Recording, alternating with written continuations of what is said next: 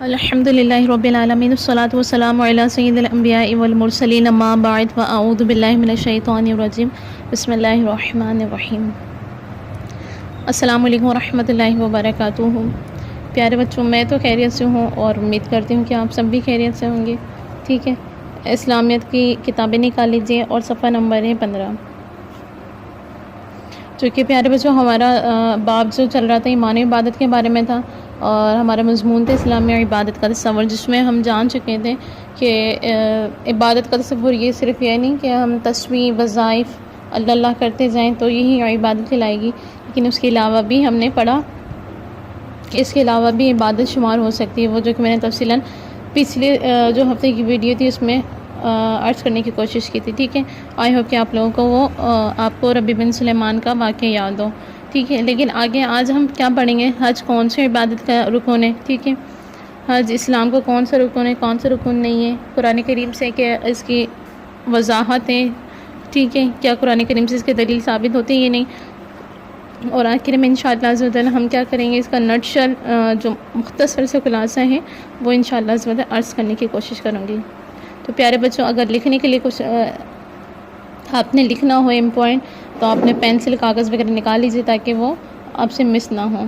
ٹھیک ہے، ویسے سلائیڈ آ رہی ہے، سلائیڈ کو بھی دیکھتے جائیں، اور انشاءاللہ عز و جل میں آپ سے وضاحت کرنے کی انشاءاللہ عز و جل کوشش کروں گی۔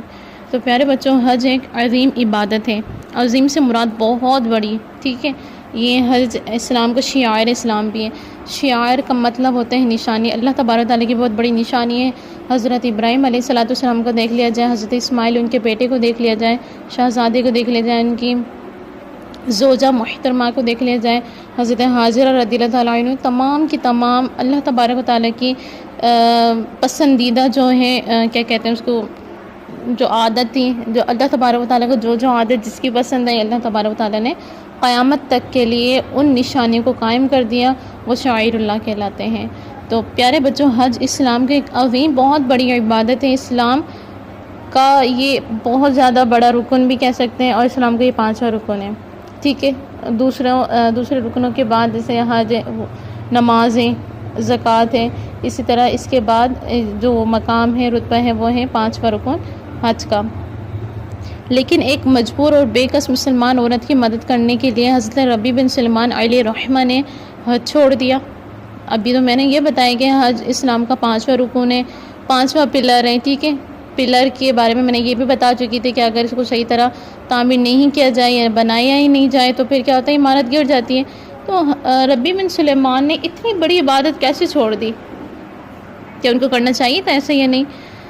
تو پیارے بچوں، اس کا ہرگز یہ مطلب نہیں ہے کہ حج کی فضیلت کم ہے یا فرضیت کم ہے، یا اس کی فرضیت ہی نہیں ہے، بلکہ اس سے یہ پتہ چلتا ہے کہ حج، نماز، زکوٰۃ اور روزہ ہی صرف عبادت نہیں شمار کیے جاتے ہیں، بلکہ مجبور اور محتاج کی مدد کرنا بھی افضل عبادت میں شمار ہوتا ہے۔ اگرچہ ایک عظیم عبادت حج بھی ہے، ایک عظیم عبادت نماز بھی ہے، ایک عظیم عبادت روزہ رکھنا بھی ہے، لیکن اس کے برعکس یہ تو اللہ تبارک و تعالیٰ سے تعلق کی بنا پر ہے کہ اللہ تبارک و تعالیٰ سے تعلق جوڑنا ہے، تو اللہ تبارک و تعالیٰ کے سارے قوانین بھی ماننا پڑیں گے۔ حج اللہ تبارک و تعالیٰ کے ساتھ ہے، نماز آپ کے ساتھ اور اللہ کے درمیان کی عبادت ہے، زکوٰۃ دیں گے تو اللہ کا معاملہ اور آپ کا معاملہ ہے، اس کے ساتھ حقوق العبادت کوئی لین دین نہیں ہوتا۔ لیکن حقوق العباد کا ادا کرنا، کوئی اگر مجبور ہے، آپ نے حج کو جانا ہے، آپ کے پاس پیسے بھی ہیں، سامنے اگر کوئی بھوکا شخص ہے تو اس کو آپ حج کرنے چلیں، لیکن اس کو آپ کو پتہ ہے کہ وہ غریب ہے، لیکن اس کو آپ نے پیسے نہیں دیے، تو پیارے بچے، اس میں یہ بھی ہے کہ یہ حقوق العباد، حقوق اللہ تو ہم ادا کر دیتے، لیکن حقوق العباد ہم اس کی طرف توجہ نہیں دیتے۔ لیکن ربیع بن سلیمان کا جو واقعہ ہمیں پتہ چلا، اس سے یہ ہے کہ حقوق العباد کا ہمیں پتہ چلتا ہے۔ حقوق اللہ تو ہم ادا کرتے ہی رہتے ہیں، نماز کی صورت میں، زکوٰۃ کی صورت میں، روزے کی صورت میں، لیکن جہاں حقوق العباد یعنی بندوں کے حقوق کی بات آتی ہے تو پیارے بچوں، یہاں پر اس واقعے سے ہمیں حقوق العباد یعنی بندوں کی جو محتاجی ہے وہ دور کرنا چاہیے۔ پریشان ہے، پریشان حال ہے کوئی، اس کی پریشانی دور کر دی جائے، تو یہ بھی ایک افضل اور اللہ تبارک تعالیٰ کے محبوب ترین عبادت ہے۔ جیسے کہ آپ کو پتہ چلا نا کہ صرف کتنے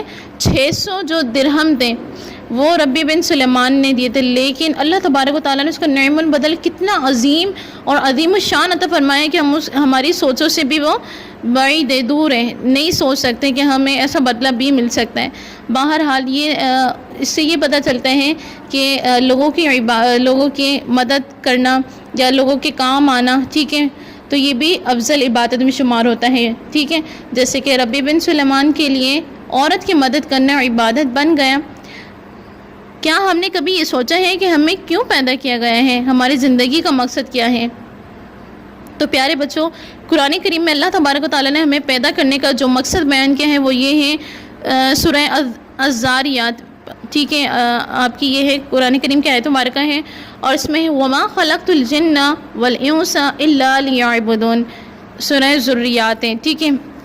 اس میں یہ ہے کہ میں نے جنات و انسانوں کو صرف اسی لیے پیدا کیا ہے کہ وہ میری عبادت کریں، یعنی اللہ تبارک و تعالیٰ نے انسان کو پیدا کیا ہو یا جن کو پیدا کیا ہے، چونکہ جاندار ہیں۔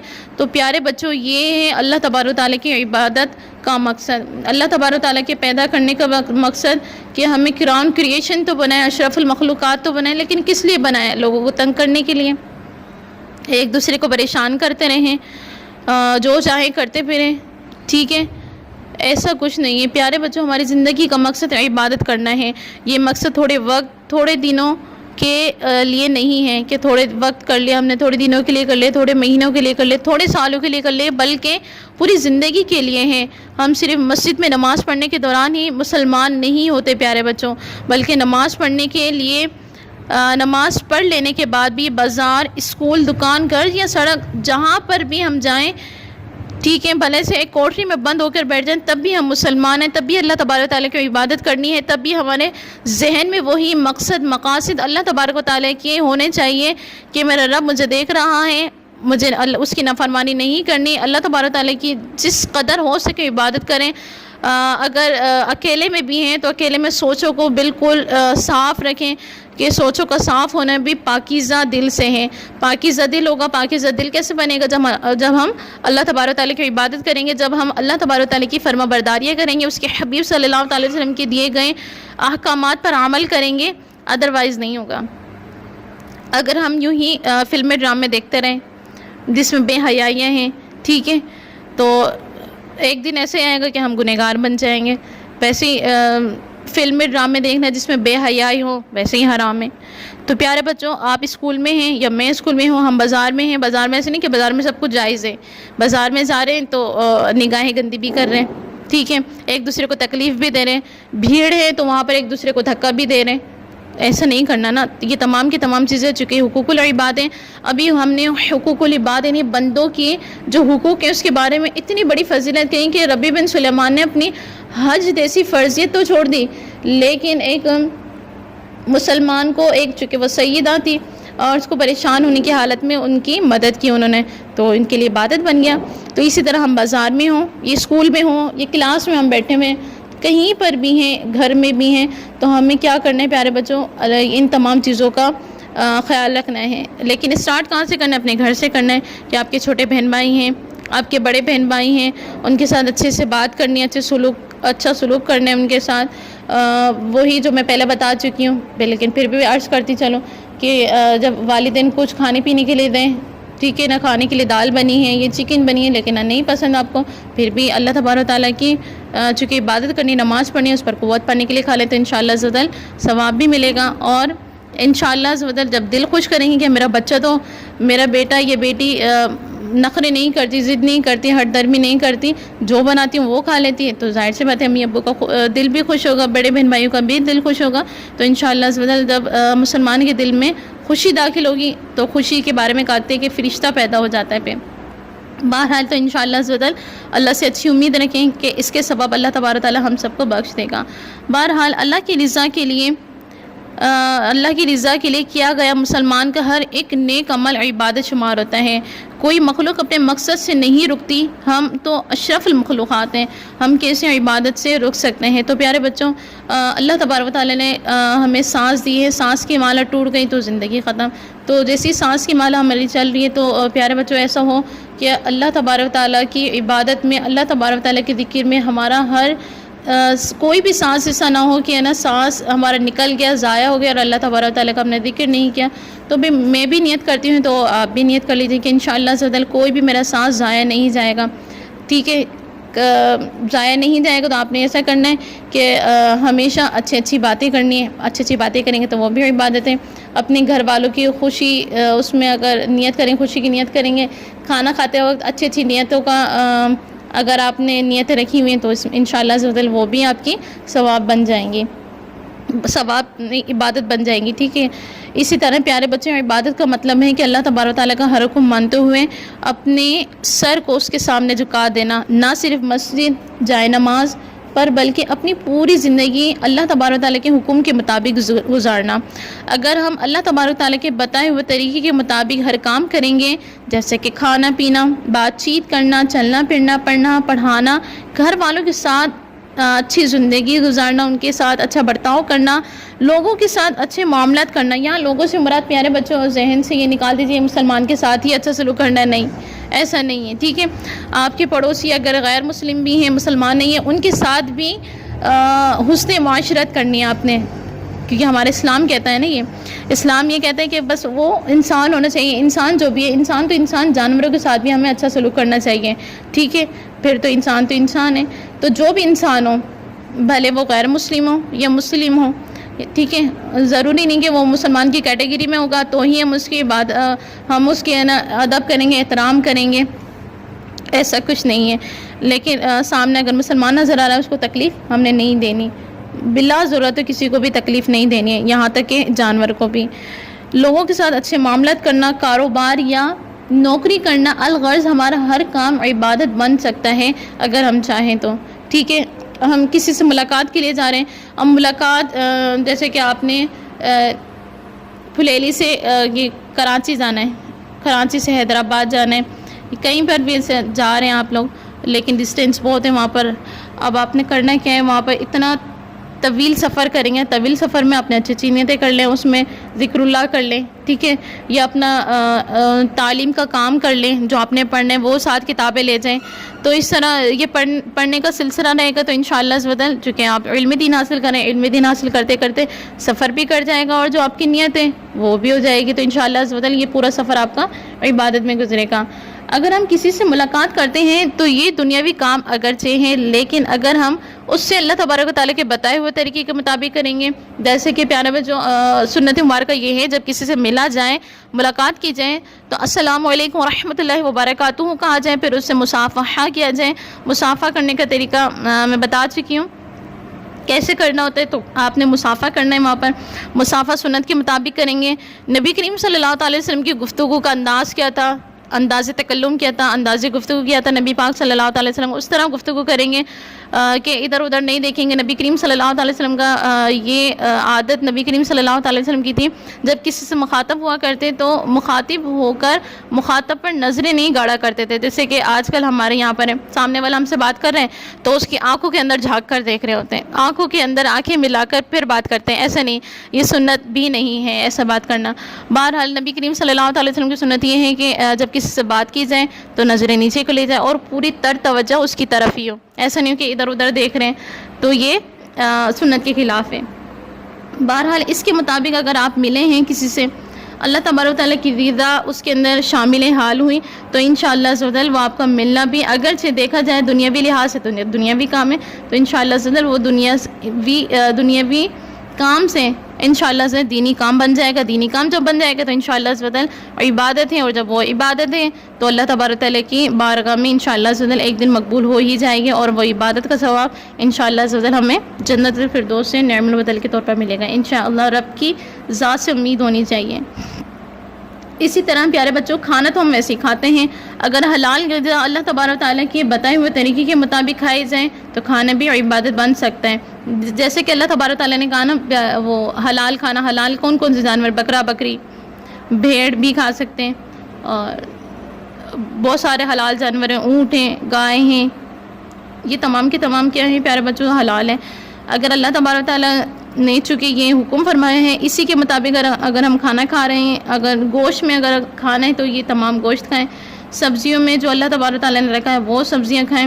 تو یہ تمام کے تمام چونکہ اللہ تبارک و تعالیٰ کی فرما برداری کرتے ہوئے ہم حرام سے بچتے ہوئے حلال کی طرف آ جاتے ہیں، تو یہ بھی عبادت ہے۔ کھانا کھا رہے ہیں تو ہاتھ دھو لیں، کھانا کھانے سے پہلے، تمام یہ کرام علیہ الصلوۃ والسلام کی سنت مبارکہ ہیں۔ اور نبی کریم صلی اللہ علیہ وسلم کا طریقہ ترمذی شریف میں یہ لکھا ہوا ہے کہ کیا کرنا ہے، اپنے ایک ٹانگ کھڑی کر کے دوسری ٹانگ بچھا کر کھانی ہے۔ طبی فوائد بھی اگرچہ اس میں بہت ہیں کہ میدا سکڑ جاتا ہے، اس کے اندر پھیلتا نہیں ہے، کہ ایک ٹانگ اگر سیدھی ٹانگ اگر کوئی کھڑا کرے اور الٹی ٹانگ بچھا لے تو کیا ہوتا ہے پیارے بچوں، آپ کا میدا ڈول نہیں بنتا، کنواں نہیں بنتا۔ ورنہ اگر آپ چوکڑی مار کر بیٹھ جاتے ہیں، جیسے دونوں پاؤں پھیلا کر بیٹھ گئے، تو میدے کے بارے میں کہا جاتا ہے آپ کا اسٹمک پھیل جاتا ہے، گوئے کہ کنواں ہو جاتا ہے وہ، اور آپ سیٹ نہیں ہو پاتے، یعنی جتنا بھی کھانا ڈالتے جائیں کنویں میں ظاہر سی بات ہے نہ ہونے کے برابر ہوتا ہے وہ، تو کھانا اس کے اندر میدے کے اندر اسٹمک کے اندر زیادہ چلا جاتا ہے۔ اور دوسری بات یہ بتائی جاتی ہے طبی لحاظ سے کہ آپ کے اندر ایک آنت ہے، ٹھیک ہے، اگر آپ چوکڑی مار کر بیٹھیں گے تو پیارے بچوں کیا ہو جائے گا، اس کا منہ کھل جائے گا، اور جو کھانے کے اجزاء ہوتے ہیں کچھ نہ کچھ اس کے اندر چلے جائیں گے، اور کیا ہوتا ہے ایک نہ ایک دن خدا نہ خاصا وہ اپینڈکس کا پھر آپ کو درد ہوتا ہے، ٹھیک ہے۔ تو اللہ تبارک و تعالیٰ سے ان تمام چیزوں سے عافیت کا سوال ہے۔ بہرحال ہمیں سنت کے مطابق کھانا چاہیے۔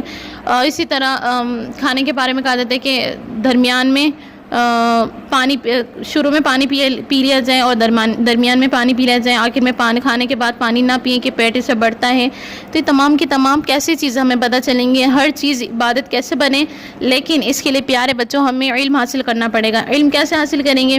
تو انشاءاللہ ذرا کتابیں بہت ہیں، اپنے اگر ہم مدارس میں جاتے ہیں تو وہاں پر پیارے پیارے سنتیں سیکھیں، نہیں تو اسکول میں آ جائیں، اسکول میں بھی آپ کو سنتیں سکھائی جاتی ہیں، اور دیگر اسلامیت کے بارے میں جو بھی احکام ہوتے ہیں آپ کو بتائے جاتے ہیں، لیکن اس کے لیے کانسنٹریٹ چاہیے ہوتا ہے۔